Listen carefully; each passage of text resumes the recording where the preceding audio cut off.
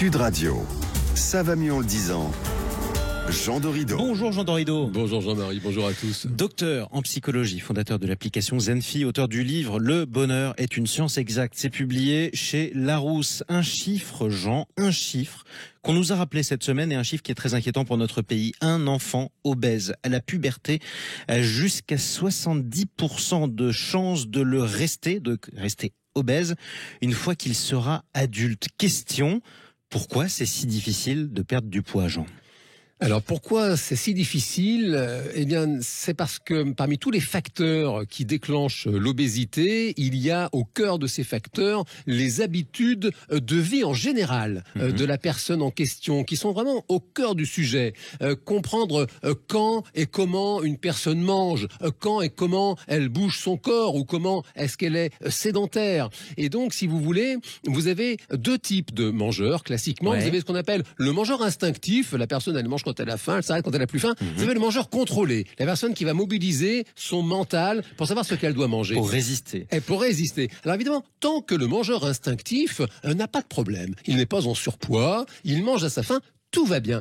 Le souci, c'est lorsque vous avez un mangeur instinctif qui tout d'un coup se met à prendre du poids. Et c'est le cas de ces enfants dont les pédiatres voient la courbe de poids qui s'envole littéralement. Que faire à ce moment-là ? Le risque, bien sûr, c'est de basculer l'enfant dans un comportement de mangeur contrôlé. Ça, c'est très très compliqué et même dangereux, parce que vous basculez dans le piège du régime. Et ça, c'est observé, c'est prouvé. Les régimes font grossir. Ils finissent même par déclencher des troubles du comportement alimentaire. Ça fait ce qu'on appelle de la restriction cognitive, et la personne, elle mange à outrance après le régime. Donc, il faut travailler sur l'écosystème global de l'individu, et c'est pour ça que c'est compliqué. Et c'est pour ça aussi qu'on nous recommande de faire une activité, de pratiquer une activité physique.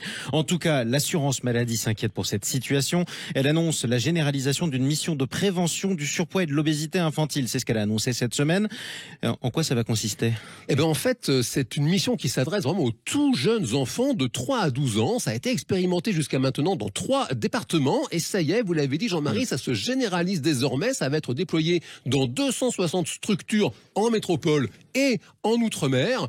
Concrètement, vous avez un accompagnement des familles sur 2 ans. C'est un accompagnement qui est gratuit, sans avance de frais. C'est important parce que la misère sociale est hélas un facteur important de risque d'obésité. Et concrètement, vous allez avoir jusqu'à 18 séances de suivi nutritionnel et psychologique, avec aussi un accompagnement à l'activité physique. Alors, malgré tout ce qu'on a dit semble être une belle initiative de l'assurance maladie, mais est-ce que ça signifie aussi que la situation est grave ? Ben écoutez, elle est en tout cas inquiétante. C'est vraiment important de la prendre en compte. Vous avez typiquement une enquête qui a été publiée en janvier 2023 dans le Journal of Clinical Medicine, qui observe qu'en France, vous avez 34% de sujets en surpoids ou en situation d'obésité chez les 2 à 7 ans, 21% chez les 8-18 ans. Ça fait 3/4 de ces enfants sont issus de milieux populaires. Et vous l'avez dit, c'est un souci parce que les risques de rester obèse quand vous êtes obèse à la puberté sont très très conséquents. Sachant que vous pouvez toujours le devenir d'ailleurs une fois que vous avez grandi. Il n'y a pas de solution miracle. On termine sur une note positive. Un mot ?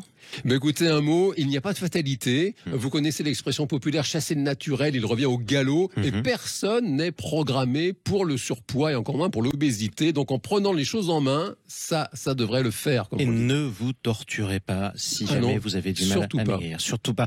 Merci beaucoup Jean Dorido. Le bonheur est une science exacte. C'est publié chez Larousse. On vous dit à samedi prochain. À samedi prochain Jean-Marie.